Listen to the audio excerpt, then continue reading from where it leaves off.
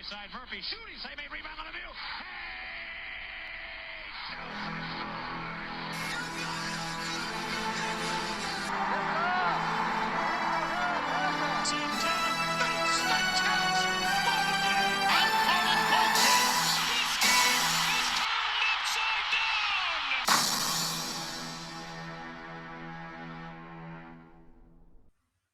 Hey everyone, this is Casey. You are watching the Red Rubber Duckman All Sports Network, and we are 2 weeks down, 2 weeks left until of the college football regular season, and then it's on to conference championships, and then of course the Army-Navy game, and then of course you have the bowl games. So we're in the home stretch of college football here, and so let's go ahead and get down to the Week 13 predictions.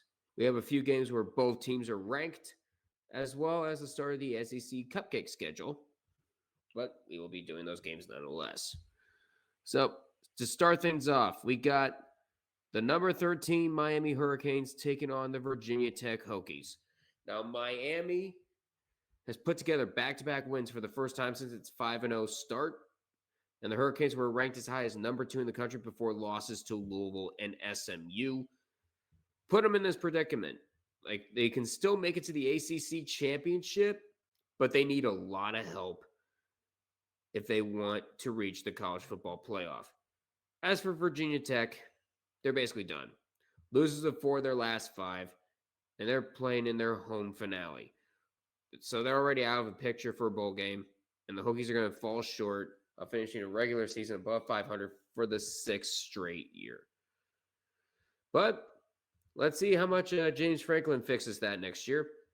But for now, I'm going to say Miami takes out Virginia Tech on their senior night. Next up, we got number 22, Missouri, taking on number 8, Oklahoma. The Sooners have climbed back into the playoff race thanks to narrow wins over Tennessee and Alabama, powered by a strong defense and the avoidance of costly turnovers holding the offense back in earlier big games this season. For Missouri, they're going to present a different kind of challenge. Missouri is the first top 11 rushing offense that Oklahoma has faced this year, and they are at 7-3. They come into the game averaging 241.7 yards a game on the ground, which is sixth nationally, while the Sooners are allowing just 82.2 yards a game rushing, which is fourth nationally against the run. So look for your running backs to not do much here. But I'm going to say that number 8 Oklahoma has earned their right, and I think they're going to win. Next up, we got Rutgers traveling to Columbus to take on number 1 Ohio State. So Ohio State is not going to be looking past Rutgers on Saturday afternoon because the goal for the top-ranked Buckeyes is to have players healthy for the following week's rivalry game up in Ann Arbor. And Ryan Day didn't exactly allay fears on the fan base on Tuesday because they're trying to keep Jeremiah Smith and Carnell Tate up to speed, their recovery's up to speed in order to have a fully healthy team when they go up to Ann Arbor. And for Rutgers, they are more than a 4-touchdown underdog, but they always put a lot of pressure on teams, especially since they're 1 win away from being bowl eligible. And they could present problems on offense, but the other side of the ball is a problem because the scoring defense for Rutgers is ranked 106 with 30 points a game given up nationally. And total defense is 120th with 425.5 yards a game. So that might help them out in the long run, but I'm going to say number 1 Ohio State wins. Next up, we got the number 3 Texas A&M Aggies taking on Samford. Texas A&M was pretty close to starting a new trend of 9-3, but they came back from 27 down against South Carolina to win. And Elko, not surprisingly, says, buckle up, we need to get going. Because you're hosting senior day at College Station, which means it's probably going to be a win for Texas A&M, because you got a showdown in Austin on Black Friday to deal with. Meanwhile, Samford almost had a comeback bid of their own, but they fell short against Austin P, and they couldn't come back from the 30-3 deficit. So for Texas A&M, this is basically practice. And I'm going to say the Aggies take out Samford.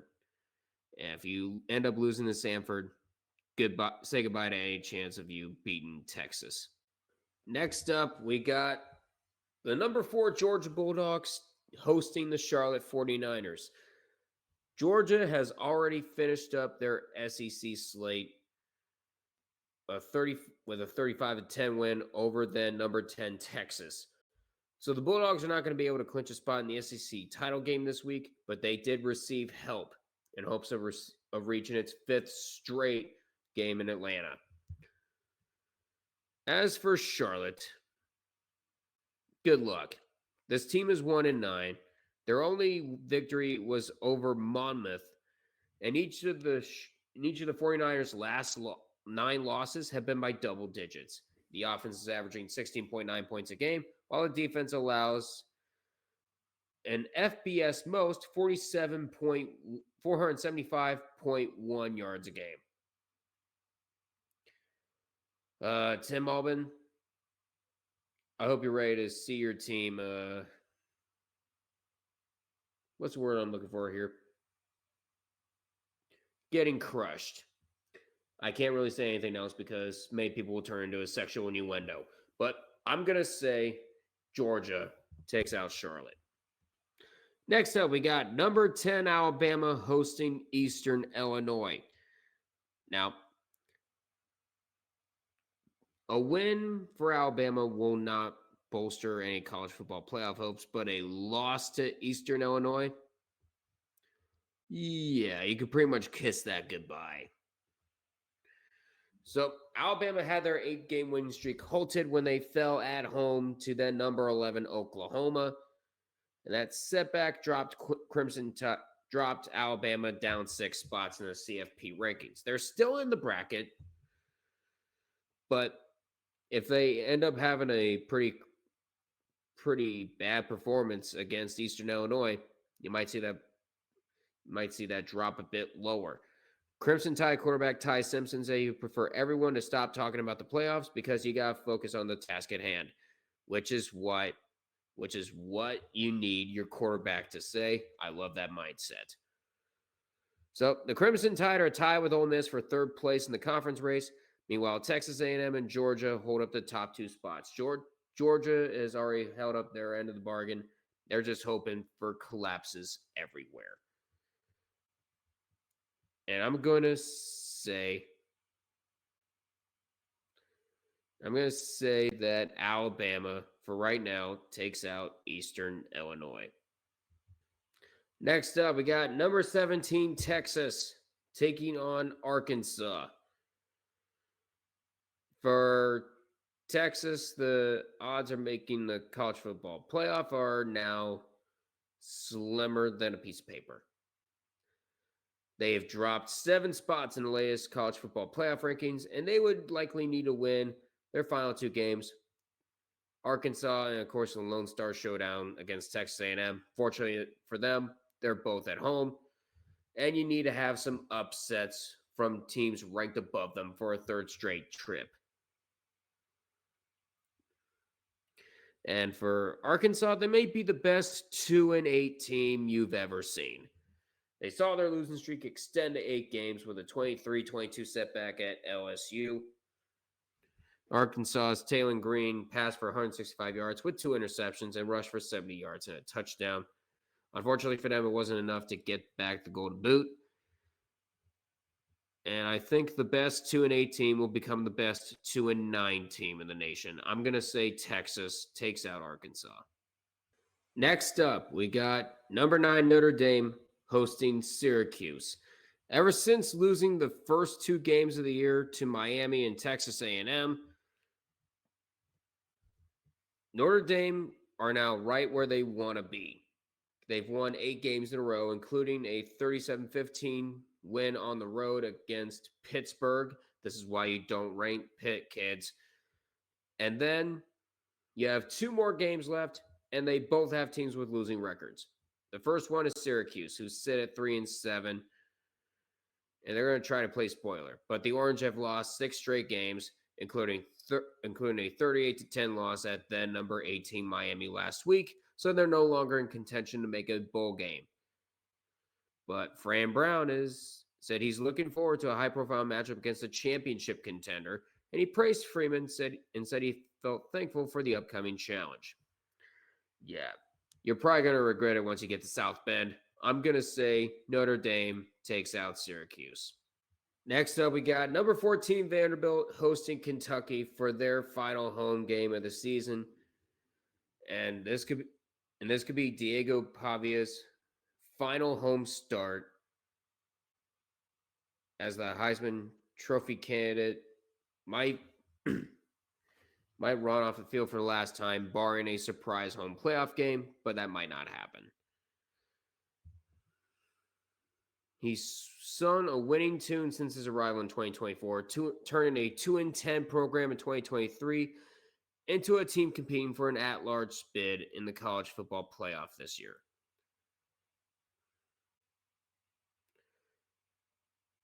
And the Commodores need to win their last 2 home games. A visit to number 20 Tennessee will end the regular season, and that probably might help, and they will need some help to land an at-large bid, because right now 5 SEC teams are ranked higher than the Commodores right now. And Kentucky has pretty much turned its season around by winning its last 3 games by an average of 23.3 points, including a close road win over Auburn and a home beatdown of Florida. And last weekend, the Wildcats were able to rout FCS program Tennessee Tech. But this is going to be a very tall order to take out the Commodores, especially on senior day. I'm going to say Vanderbilt takes out the Wildcats. So, USC is going to have a tough task on their hands if they want to make the college football playoff. Number 15 USC traveling to Eugene to take on number 7 Oregon, of course, before the battle for Los Angeles next week. Now the Ducks are 9-1, 6-1 in the Big Ten. This is a very crucial game for both squads, but of course, the Oregon Ducks, they want to repeat as Big Ten champions. If you lose to USC, the Ducks are pretty much out of the playoff, and slim chances for a second straight Big Ten title will probably be gone. But Oregon's coming off of a 42-13 rout of Minnesota.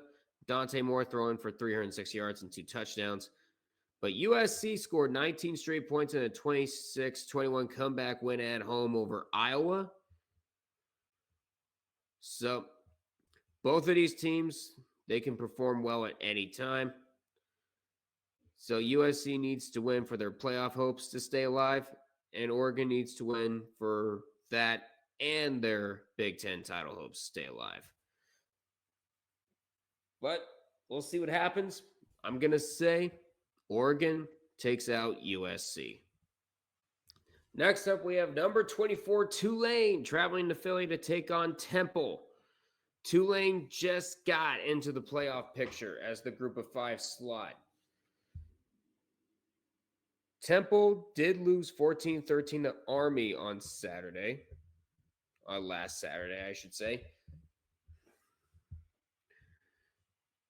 And when their quarterback, Evan Simon, threw for 157 yards with 1 touchdown, no picks. Meanwhile, Tulane took care of Florida Atlantic 35-24.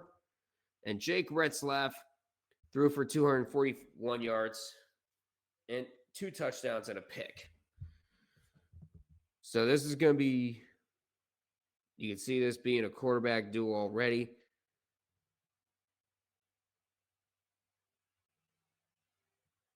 But we'll see what happens. I'm going to say that Tulane is going to take out Temple and keep their group of 5 spot alive. Next up, we got number 12 Utah hosting Kansas State. Unlike last season, an injured quarterback has not sent the Utes into a downward spiral because Bird Ficklin is starting to has learned very well from Dampier as he kept the offense humming with his speed and playmaking abilities, and it earned him Big 12 Freshman of the Week honors. For Kansas State, they need to win one of its 2 final games to become bowl eligible, and they moved into the brink of bowl eligibility with a 14-6 win over Oklahoma State, where they forced 5 turnovers. But 14-6 against Oklahoma State, that doesn't sound like a very convincing win when you have Utah coming up. And I think the Utes are going to see through that. I'm going to say Utah takes out Kansas State. Next up, we have number 18 Michigan taking on Maryland. Now, Michigan does have their own path to a college football playoff berth, and the Wolverines have to navigate with a former walk-on running back in their starting lineup because injuries to Justice Haynes and Jordan Marshall have kind of hurt the Wolverines in the rushing department. So they're going to bring in Bryson Kazdal, and they're going to give him the call up. And it doesn't help that Marshall is day-to-day after sustaining a shoulder injury during their comeback win over Northwestern. As for Maryland, they're going to try to stay alive. That's basically their whole intention, because after starting 4-0, they've lost 6 straight. And they can't find any inspiration this coming week, but they can find some inspiration that Mike Locksley will be back for an 8th season in the head coaching gig this year. But the problem is Maryland's regressed on offense. They scored a season low in a 24-6 loss at Illinois. And this is the first game of the year where their true freshman, Malik Washington, failed to throw a touchdown pass. And you're going up against the likes of the Wolverines. Good luck. I'm going to say Michigan wins it, and it sets up a very high-profile showdown in Ann Arbor. Next up, we got number 23, Houston hosting TCU. For the Cougars, they are 2 weeks removed from a 30-27 road win over UCF. And the Cougars are 1 game back in the loss column for first place in the league standings. A win this weekend will strengthen Houston's hopes of a Big 12 championship. As for TCU, they've lost to BYU 44-13 last week in a second straight setback that dropped the Horned Frogs into a 4-way tie for 9th place in the Big 12. And they've undergone a methodological reversal of fortunes, and TCU, they basically went under a reversal of fortunes in its 4th season under Sonny Dykes. The Horned Frogs played in the 2022 CFP National Championship following a 12-0 start that season, but they've dropped 17 of 38 and have drifted back down toward the pack. So, I don't know what happened to TCU, but it's not pretty. I'm going to say that Houston takes out TCU and puts themselves 1 step closer to a Big 12 championship game appearance. Next up, we got Pittsburgh traveling to Atlanta to take on number 16 Georgia Tech. The Yellow Jackets are 1 win away from appearing in their first ACC championship game. Their first ACC championship game since 2014. And it might be a very clear path to the college football playoff should they make it there. But Georgia Tech nearly suffered a catastrophic loss last week, narrowly escaping Boston College with a 36-34 win. So, yeah. And you're going up against Pittsburgh, who are looking to get rid of their who are looking to shake off their loss to Notre Dame. But they also have thoughts of taking the trip to Charlotte in 2 weeks' time. They did have their 5-game winning streak snapped against Notre Dame, but good news is it's not a conference loss because Notre Dame is independent. But the true freshman quarterback, Mason Hinchell, is coming off his worst performance as a starter, throwing just 126 yards and a pick. So he's going to be looking for some redemption. And a win over Georgia Tech and a win over Miami, that might help Pittsburgh make it to Charlotte. But we never know with the ACC. It's just been an absolute gong show this year. But I'm going to say Georgia Tech is going to be able to take out Pittsburgh. Next up, we got number 21 Illinois taking on Wisconsin.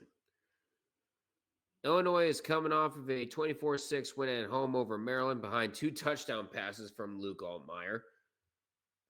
And they've won 2 straight after back-to-back losses knocked them out of the playoff picture. Well, guess what? They are back in the rankings as number 21. For Wisconsin, they're out of the bowl. They're out of the bowl picture. They're now 3-7, and after they've lost 31-7 at number 2 Indiana after trailing just 10-7 at halftime. The Badgers are 1-7 since opening with a pair of nondescript victories over Miami of Ohio and Middle Tennessee. So Wisconsin is just in trouble, to say the least, because what else do you expect when you've only scored 27 points in the last 5 games and being outgained 388 to 168 and just 2 for 11 on third down? So Illinois, I think, is going to take down Wisconsin. It's just been a very long year for Wisconsin. Let's just say that. Number 20, Tennessee takes on Florida. The Volunteers picked the wrong campaign to suffer 3 losses, because now they don't really have a chance of making it into the college football playoffs now, because a slew of 1 or 2 lost teams in front of them makes it almost impossible to have a shot at a second consecutive CFP appearance. And so it's going to be difficult to see who makes it out alive, because last year Tennessee won in overtime last season. But the Gators have won the past 10 against Tennessee in Gainesville, with the last Volunteers road win being in 2003. So we'll see what happens. But I'm going to say that Tennessee is going to take out Florida. Next up, we got number 25, Arizona State, traveling to Boulder to take on 3-7 Colorado. So Colorado is assured its second losing season in Deion Sanders' 3-year tenure as head coach, following a 29-22 loss at West Virginia. But there is a bright spot. And that's the play of Julian Lewis in his first collegiate start against the Mountaineers. He finished 22 of 35 for 299 yards and 2 touchdowns. So there you go. There's a bright spot in basically a very dark season. And keep in mind, Colorado was 1-11 in 2022, the season before Deion Sanders was hired. Meanwhile, Arizona State,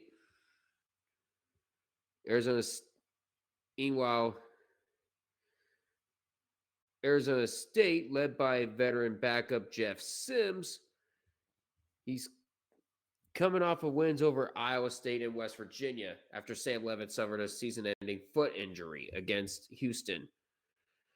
And against Iowa State and West Virginia, Sims picked up 384 yards in the air with 4 touchdowns and a pick. And he also rushed for 309 yards on 46 carries, including a 288-yard performance on 29 rushes against Iowa State. So, with Colorado basically dead in the water, I'm going to say Arizona State takes them out in Boulder. Next up, we got number 11 BYU taking on Cincinnati. Now, BYU can clinch a spot in the Big 12 championship if they beat Cincy, a Colorado win over Arizona State, and either Utah beats Kansas State or TCU beats Houston. So they do have a slim chance of clinching it early. But Cincinnati heads into Saturday night on a 2-game losing streak after having hopes of both a Big 12 championship game appearance and a run in the college football playoff. But it doesn't look like neither of those are happening, as they suffered a 45-14 loss at Utah, and they were upset at home last week by Arizona, and that knocked them out of the top 25 rankings entirely.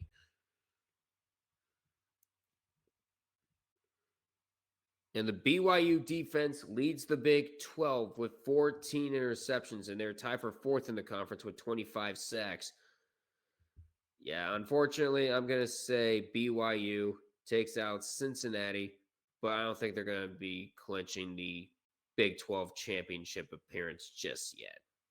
So that does it for me. Please feel free to like, comment, share this with your friends, subscribe to the Red Rubber Duckman All Sports Network. I look forward to seeing the last 2 weeks of college football with you.